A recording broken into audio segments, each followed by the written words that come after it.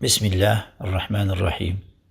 We have some questions here that we'd like to answer to make it clear to many people who do not know the significance of the two Eids. No doubt we have Eid al-Fitr, which comes at the end of fasting the month of Ramadan. And that Eid is a celebration, no doubt, thanking God, thanking Allah for what He has given us in terms of sustenance, provisions, food, shelter. And we, in this day, gather on Eid al-Fitr to bring happiness to our children, our families, and we eat a meal together. We visit family, keep ties of kinship, and share gifts on this blessed day of Eid al-Fitr.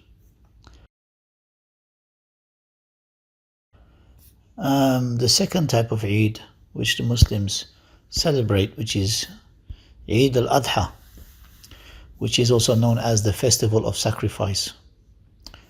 So the significance of Eid-ul-Adha, it symbolizes the act of obedience and submission to God's will, exemplified by Prophet Abraham, peace be upon him.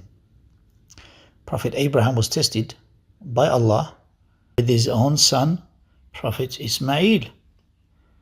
And instead of Prophet Abraham, peace be upon him, sacrificing his own son, Allah commanded, after Prophet Abraham had passed the test of being sincere, Allah commanded that the actual slaughter would be of a ram instead.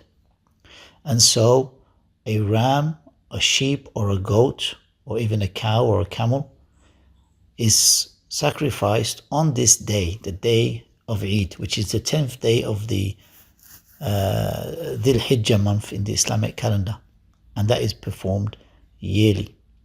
Building the 10th day of Dhul-Hijjah, which is the day of Eid al-Adha, comes in those first 10 days of Dhul-Hijjah, that month, whereby these days are considered to be the best days of the year.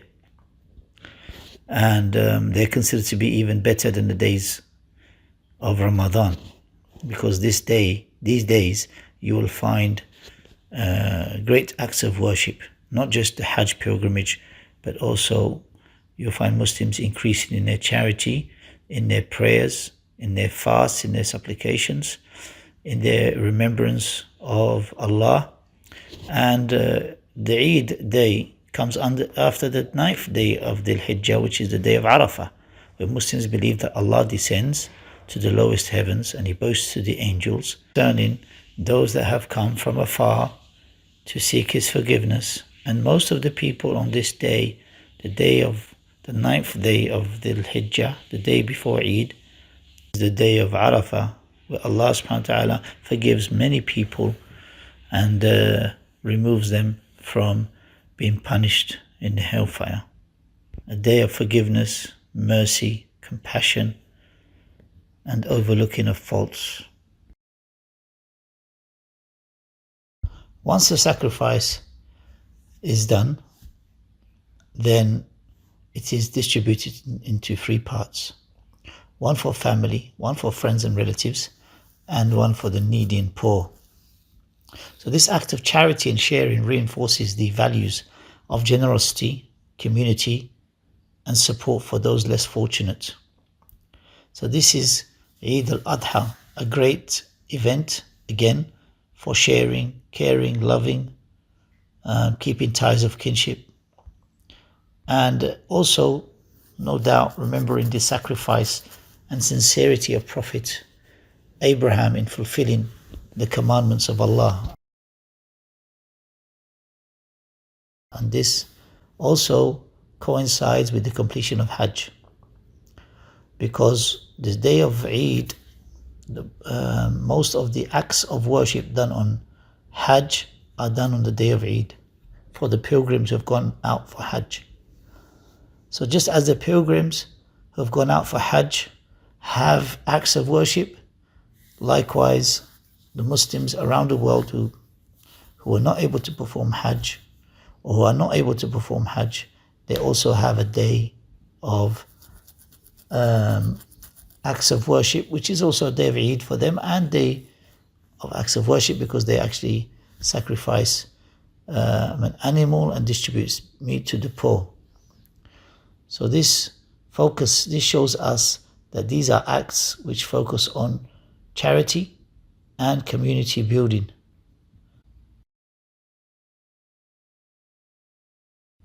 So this day, a day of prayers, of sacrifice, a day of distribution of meat to the poor and needy and friends and family, a day where families get together and they have a meal together, a day of charity, a day of visiting family and friends, and most importantly, bringing happiness to one's children and family.